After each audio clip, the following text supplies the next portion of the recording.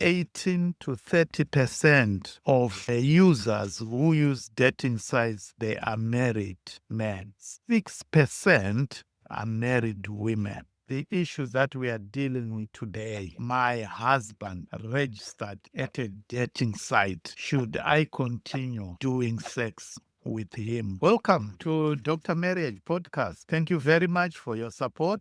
We're doing well in terms of subscribers, and I still want to encourage you to subscribe, share with your friends, and like, comment. This is where I get more ideas on how to come up with more podcasts.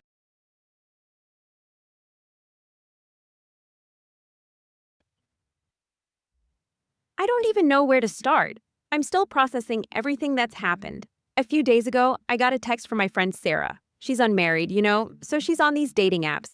She said she had to show me something, and when I saw her, she was visibly uncomfortable. She pulled out her phone and showed me a screenshot. It was my husband. On a dating site. His full name, his smiling face, that same smile I wake up to every morning. Like he wasn't even trying to hide it. I felt like the ground had disappeared beneath my feet. You hear about these things happening to other people, but you never think it will happen to you. I confronted him as soon as he got home. At first, he denied it completely. "That's not me," he said. "Someone must be using my photos." But when I showed him the screenshot, his whole face just crumpled. He broke down, started crying, which I'd rarely seen him do. He admitted he'd made the profile during what he called a rough patch in our marriage. But here's the thing, I had no idea there was a rough patch. I thought things were fine. Maybe not perfect, but workable. Normal marriage stuff, While I was going about my daily life, thinking we were working through whatever challenges we had like any married couple, he was virtually shopping for someone else. That's what it feels like. He was window shopping for my replacement. And now I'm sitting here asking myself this raw, deeply personal question that I never thought I'd have to ask. Should I still have sex with a man who is actively looking for someone else?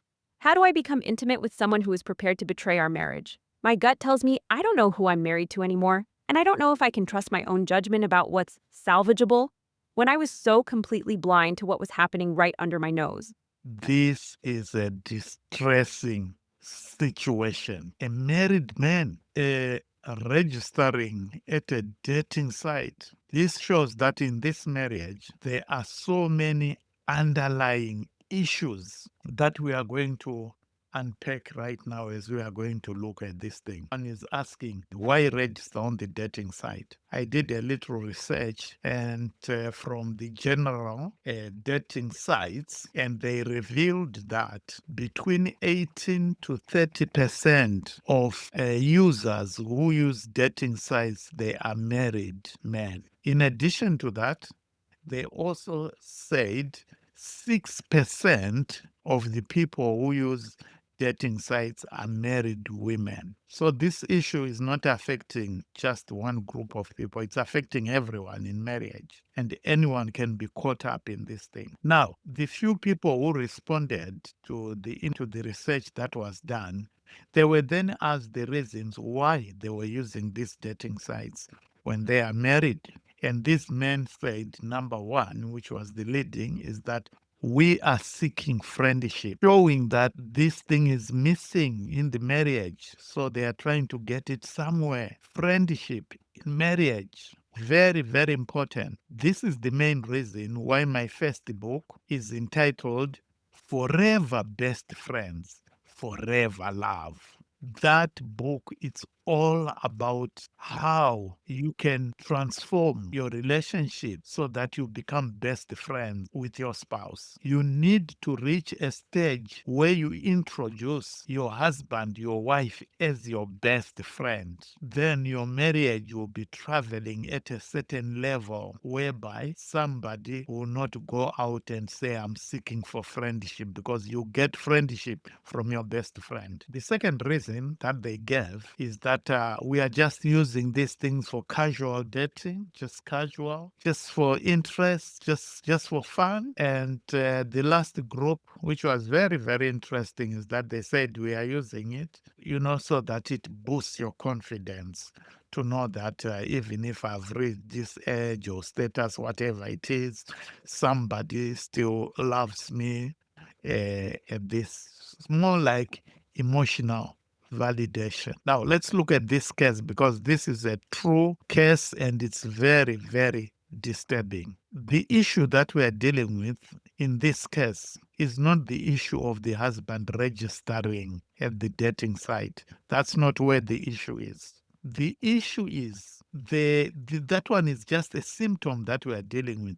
There are possible problems that are in this marriage. Not in any order, but number one, we are looking at a marriage where there is a breakdown in communication. Yes, they talk, but that's what we call light talk. They don't discuss deep things. Communication has three levels. The first level is just the general thing where people talk ordinary things, and many marriages they survive on that, which is very dangerous. But in marriage, you need to go further than that, where both of you become vulnerable by opening up your lives to each other. The second problem that is in this marriage is emotional and physical disconnection. As I said, whatever communication that is taking place, it's on the surface. And because the communication is on the surface, deep issues in marriage are not discussed and they are not shared. This actually drives me to the third problem, which is unmet needs. You are looking at a man in this issue who has needs that are not met, and one of those things that is not met here is sexual. The sexual needs are not met. They may be doing it, but maybe the other person is not satisfied, and also maybe the way it's done, maybe it's those marriage where sex is being starved and so forth. This is the reason why I always say to people, you need to know the needs of your spouse. This is the exercise that I always encourage people to do. I always say to people, there are two ways of collecting these needs. Number one, you can just talk to your spouse and say, look, I need to know your needs. What are your needs in this marriage? What are your needs? If you can't do that, then you can do it in another intimate way by texting your spouse and say to them, can you list for me your 5 needs in the order of importance? And I always say, when you get the 5 needs in the order of importance, just take the first 2, because these needs, they have come in the order of importance. So the first 2 are the ones which are very, very important. And if you meet those, then you're done. You don't need to worry about the other 3. I did this exercise, so I know what I'm talking about. If it's a woman asking the needs of your man in the order of importance, I can assure you that sex will be either on number 1 or number 2. When my wife asked me that, sex was number 1, and number 2, it was respect.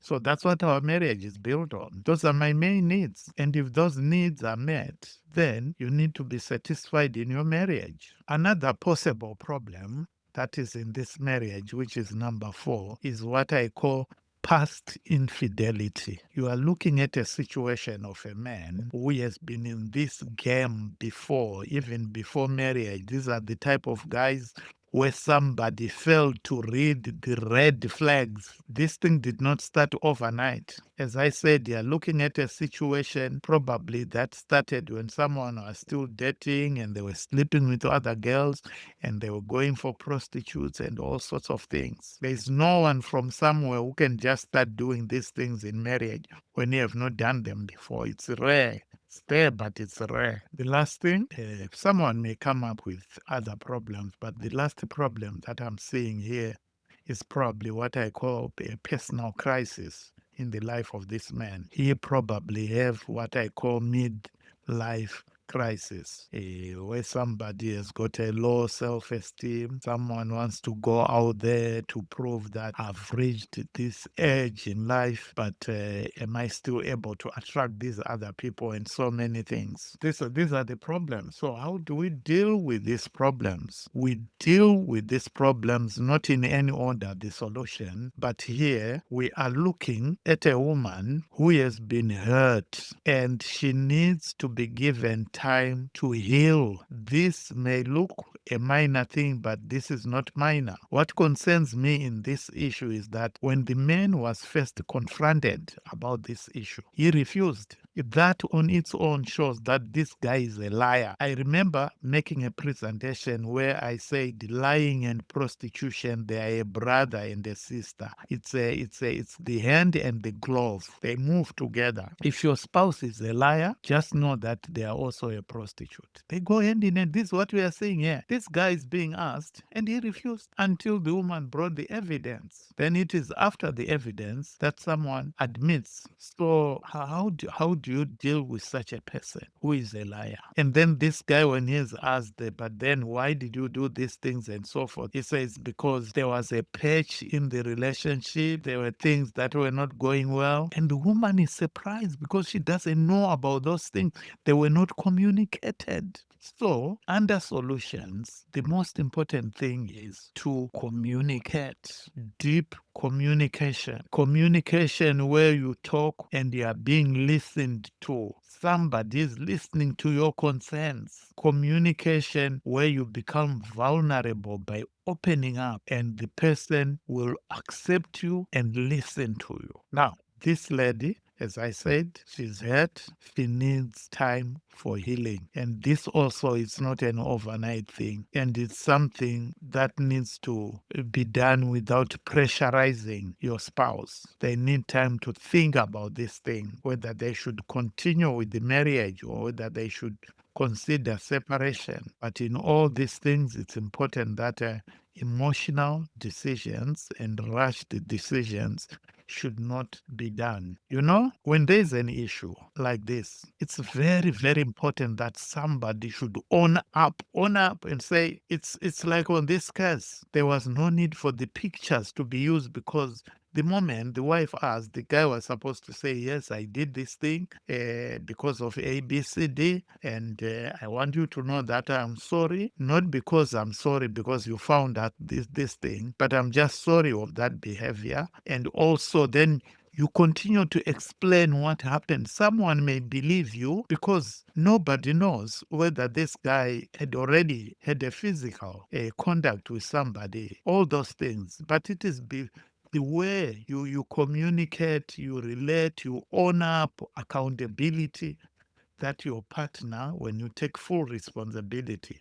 But if you show remorse, like what we are seeing here, then that just destroys the whole thing. Someone will believe you if you own up and give reasons why you got involved in those things. And I want you to know that in such a situation, it's very, very important to involve a marriage counselor. There are so many advantages of involving marriage counselors. It is good for the sake of the relationship, and you will also be assisted in a way of, maybe setting boundaries and also rebuilding trust that has been destroyed here. All those things the marriage counselor can help you to come up with all those things so that your relationship can be healthy again.